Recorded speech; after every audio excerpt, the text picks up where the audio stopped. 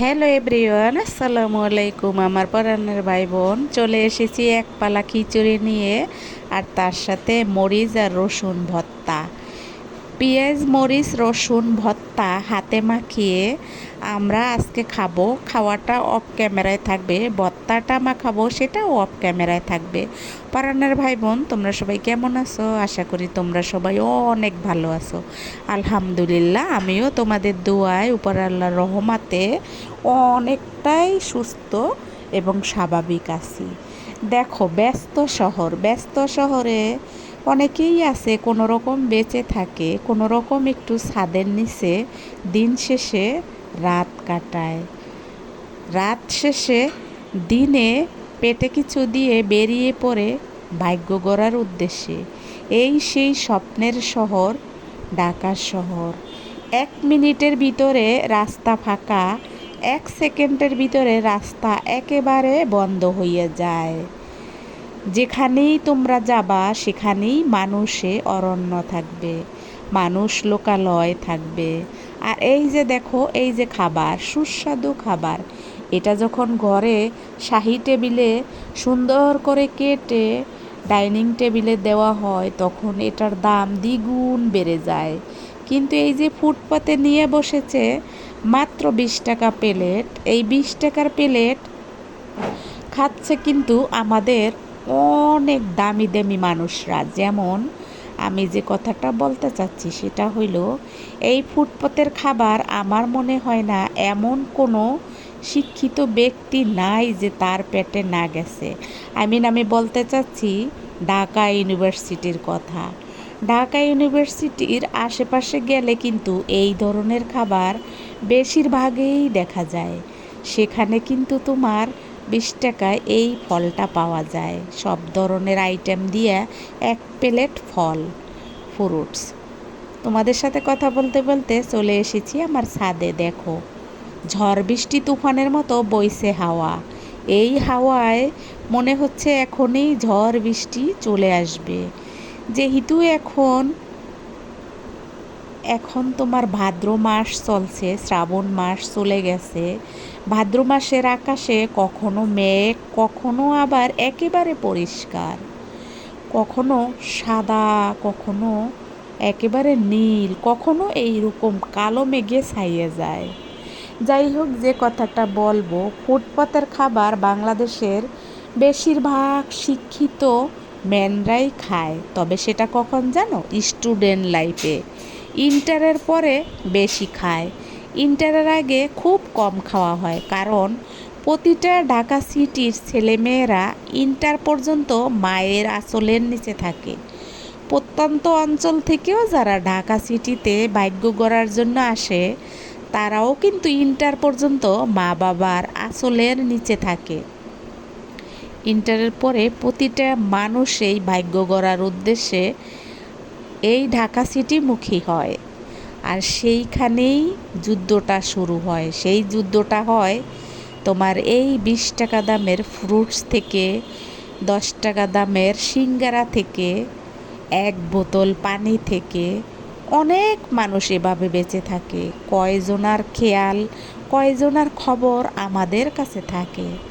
আজকের ভিডিওটা আমি আসলে তোমাদেরকে ওই রকম সাজিয়ে গুছিয়ে বলতে পারবো না, কিন্তু এই যে কাহিনীটুকু বলতেছি আমি মুখে, এটা একেবারেই সত্যি সত্যি কাহিনী। প্রতিটা শিক্ষিত বাংলাদেশে যত তোমার হাই কোয়ালিটি আছে, সকলের জীবনের সাথে যুক্ত এবং জড়িত এবং স্মৃতিমাখা।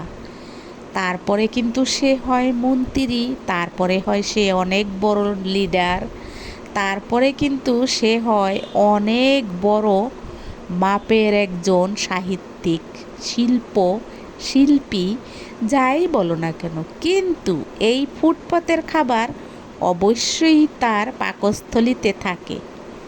আজকের ভিডিওতে আমি তোমাদেরকে অনেক মূল্যবান একটা কথা বলেছি, বাকিটা তোমরা বিশ্লেষণ করবে আমার পরাণের ভাই বোন।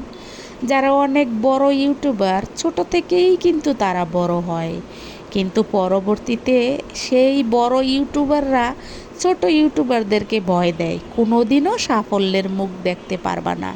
তার মানে কোনো মানুষ যদি চায়, কোনো সাধারণ মানুষ যদি চায় একটা চ্যানেল খুলি আর ভিডিও ছাড়তে থাকি নর্মালি, সেটা কিন্তু বড় ইউটিউবারদের জন্য হয় না। তার কারণ তারা অনেক কিছু বোঝে আর অনেকভাবেই ছোটদেরকে দমাইয়া রাখে। আমার ইচ্ছা হইল যারা ছোট আছে তারা বড় হোক, তবে বুদ্ধি এবং মেধা এবং কৌশল দিয়ে। তবে সেই কৌশলটা হইতে হবে সঠিক, সরল এবং সুন্দর মার্জিত। সে যে জায়গায় থাকুক, যেভাবেই থাকুক, তাকে পথটা বেছে নিতে হবে সুন্দর, সহজ, সবলভাবে। ওই যে বলে, এক ঢিলে দুই পাখি, সাপও মরবে না, লাঠিও ভাঙবে না, আবার সাপে আমাকে কোনো ক্ষতিও করবে না।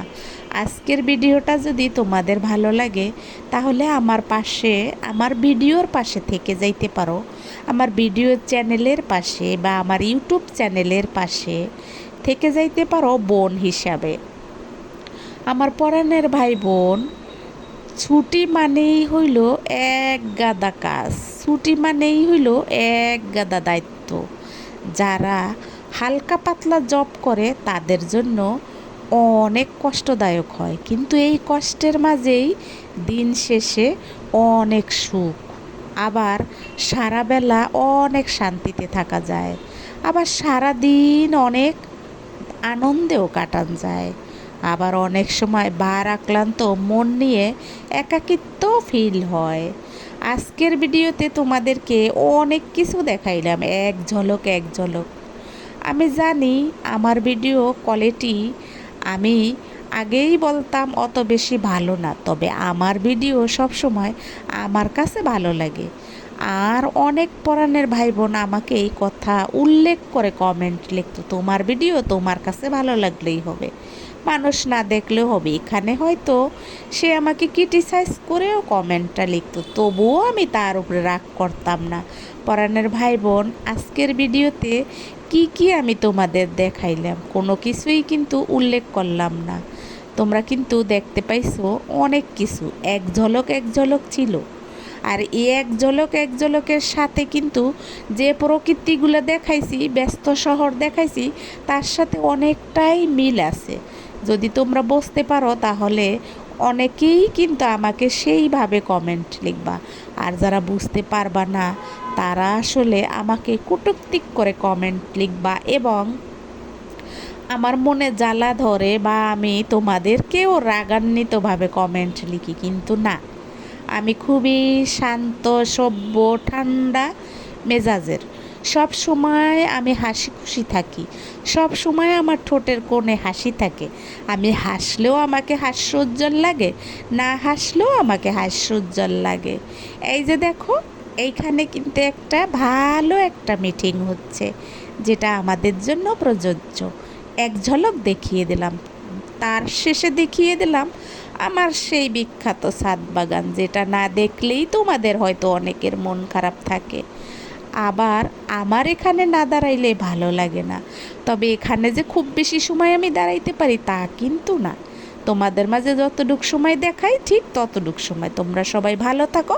শেষ করলাম আকাশ দিয়ে। আসসালামু আলাইকুম, আল্লাহ হাফেজ।